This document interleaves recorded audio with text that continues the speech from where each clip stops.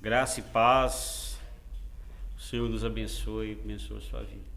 Parabéns aos aniversariantes da semana. E você estiver passando por algum problema, não se esqueça que maior é Deus. Seja ele financeiro, seja ele de saúde ou familiar. Deus está contigo. Tudo aquilo que pedimos crendo, nós receberemos, né? Se Deus não poupou o seu próprio Filho para nos salvar, muito mais coisa nos dará. Em Cristo Jesus. Que Jesus te abençoe.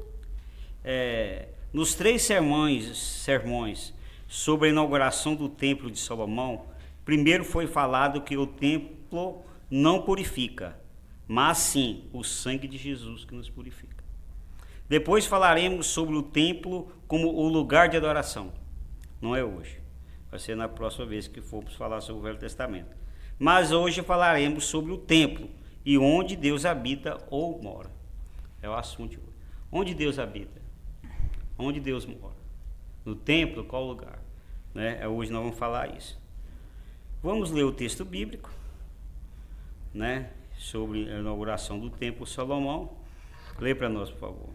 Aí Salomão virou-se, olhou para o povo que estava todo de pé e pediu a bênção de Deus para todos. Depois disse: Bendito seja o Senhor, o Deus de Israel, pois pelo seu poder ele cumpriu a promessa que tinha feito a Davi, o meu pai, quando lhe disse: Ó Senhor meu Deus, eu sou teu servo, escuta a minha oração e atende os pedidos que te faço. Mas será que, de fato, ó Deus, tu podes morar no meio de nós, criaturas humanas aqui na terra?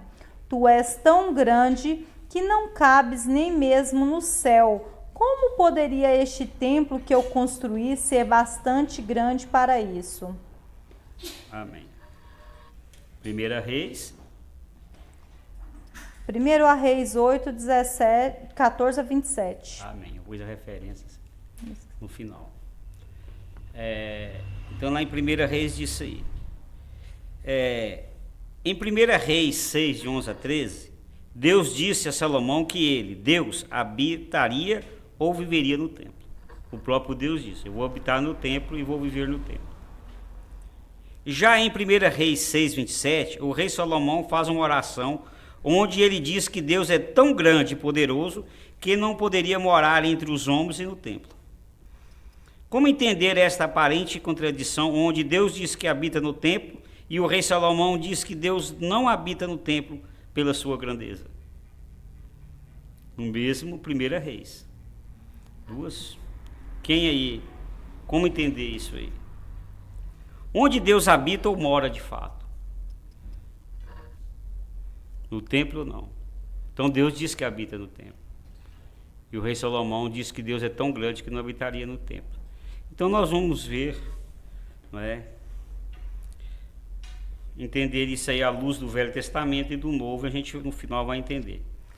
O tema é Deus habita em nós. Vamos falar junto? Deus habita em nós.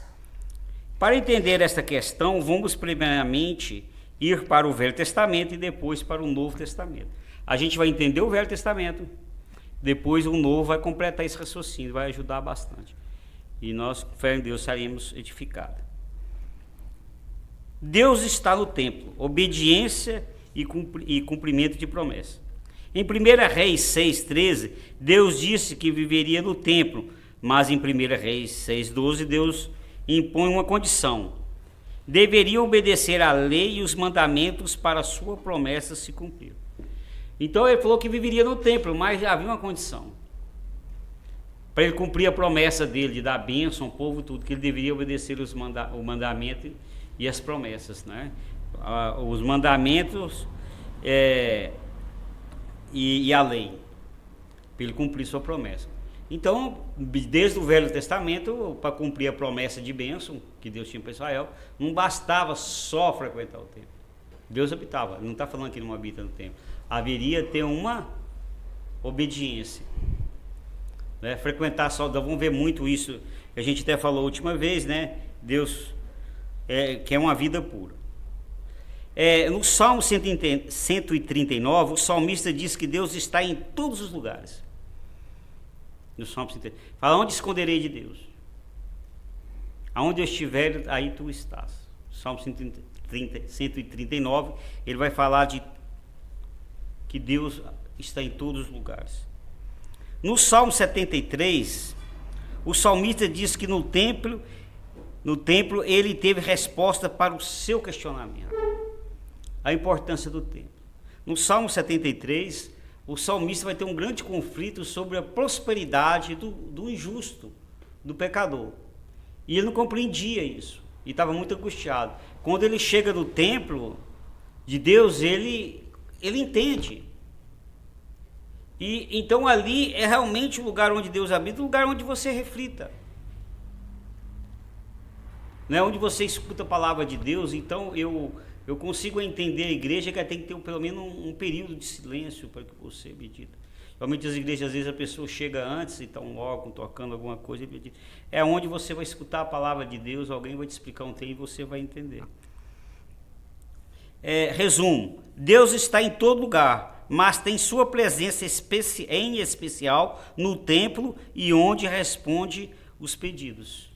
Está em todo lugar, mas no templo ele tem sua presença especial. Por exemplo, a gente não acha muito tempo para ler a Bíblia, para orar e tudo, mas aqui nós estamos escutando a palavra de Deus. Cantamos, lemos parte da Bíblia, assistimos um filme. Então é muito importante isso aqui. Se você não tiver esse horário para isso, provavelmente você vai se esfriar. E a comunhão com os irmãos. Então este é o Velho Testamento. Agora vamos ao Novo, que vai completar. No Novo Testamento, o Novo Testamento vai completar o entendimento sobre onde Deus habita. O evangelista Lucas, no livro de Atos, vai concordar com o rei Salomão. Veja. Então, nós vamos entender melhor no Novo Testamento. E olha o que Lucas diz em Atos. Lê o primeiro versículo para nós. O Altíssimo, porém, não habita em templos feitos por mãos humanas, como diz o profeta. O céu é o meu trono e a terra o estrado dos meus pés. Que casa me construireis, diz o Senhor, ou qual é o lugar do meu descanso? Atos 7, 48 e 49. Amém.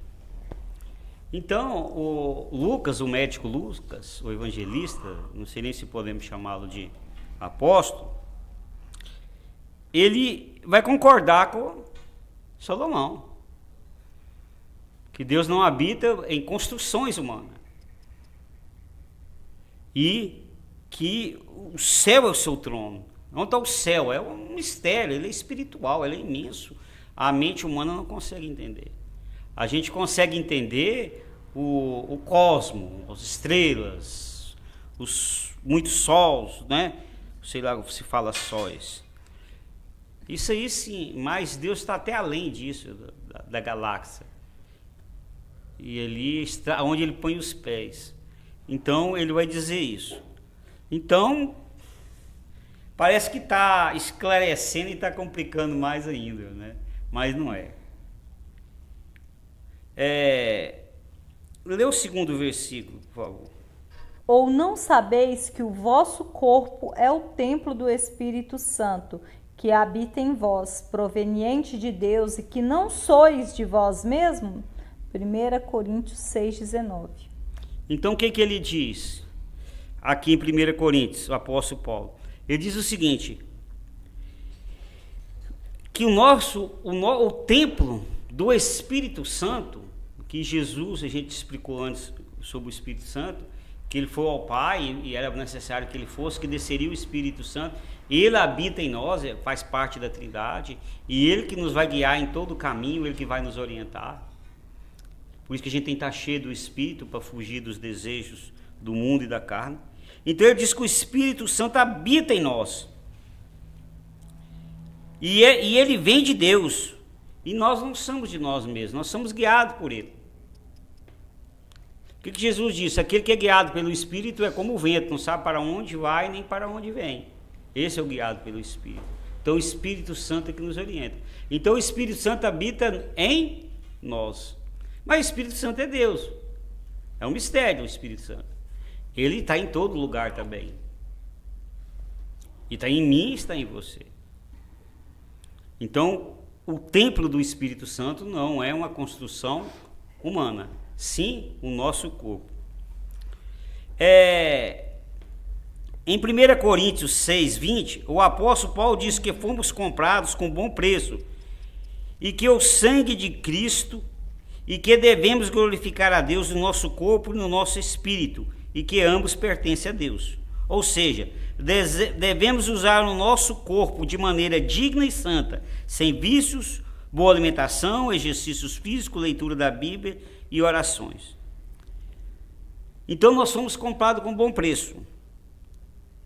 E devemos com o nosso corpo, que é o templo do Espírito, glorificar a Deus, louvar a Deus, servir a Deus com o nosso corpo.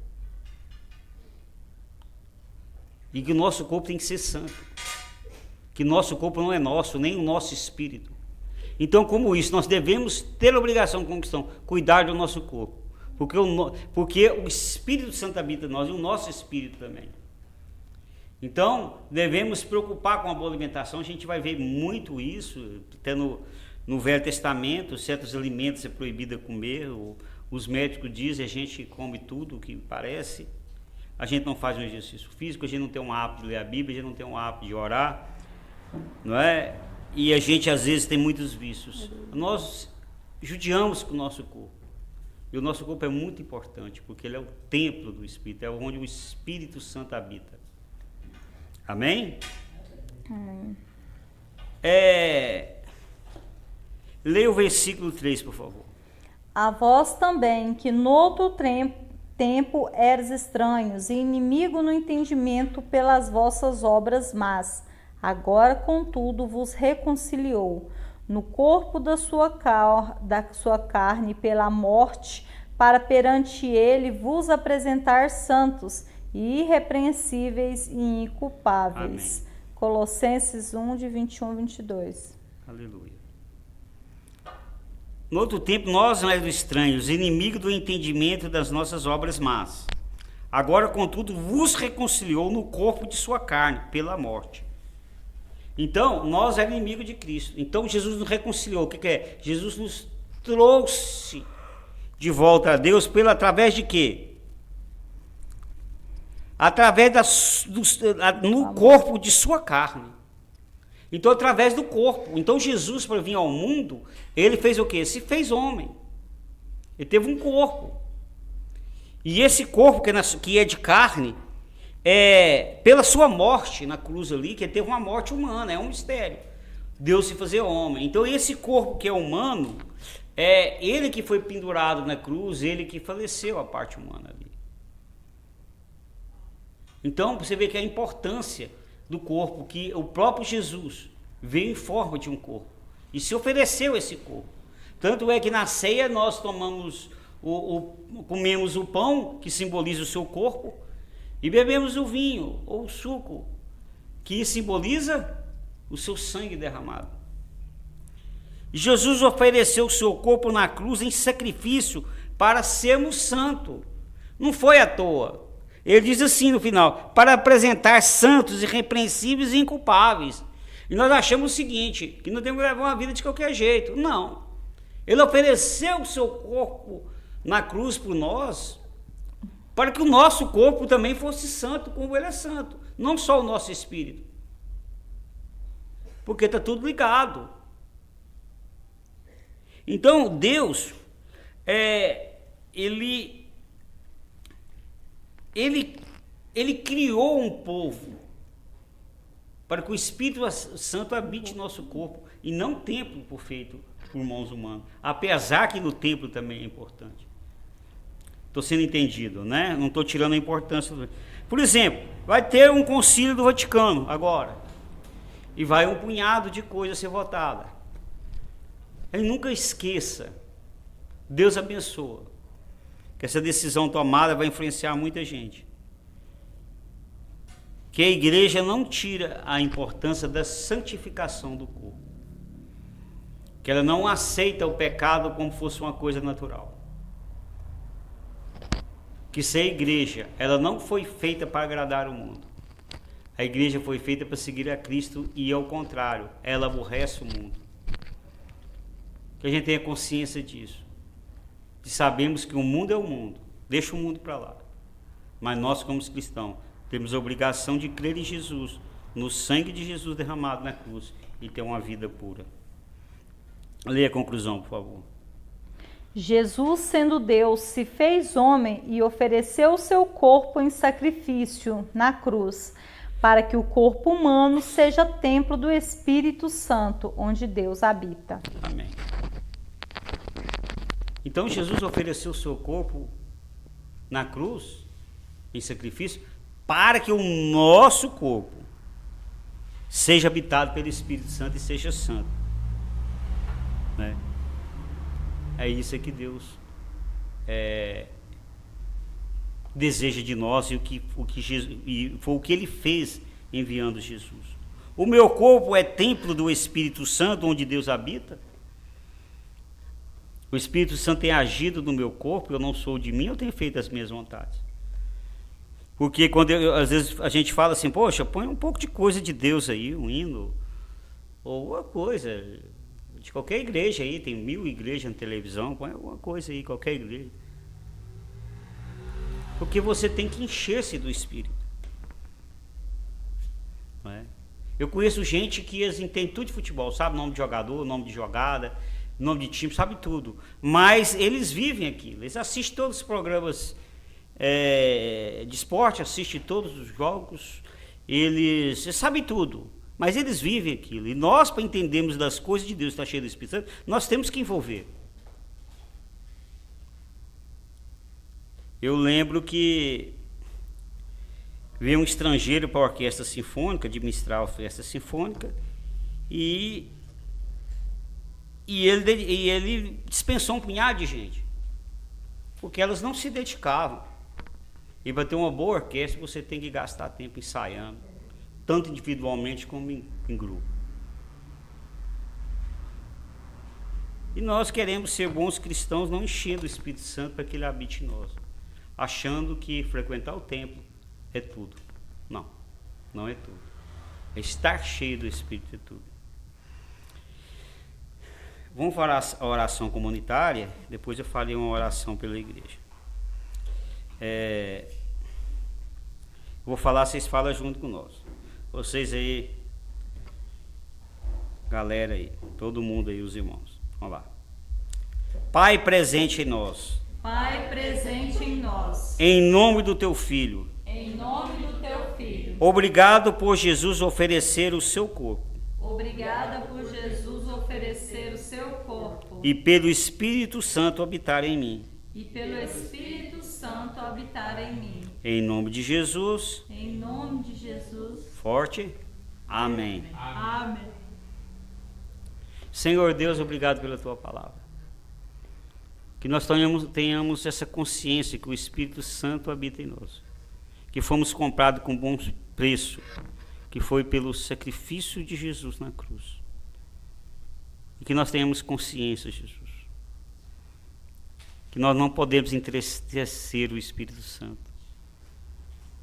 Que Ele habita em nós, nós somos o templo, nós somos a igreja, nós somos a nação santa, nós somos teus servos, Jesus.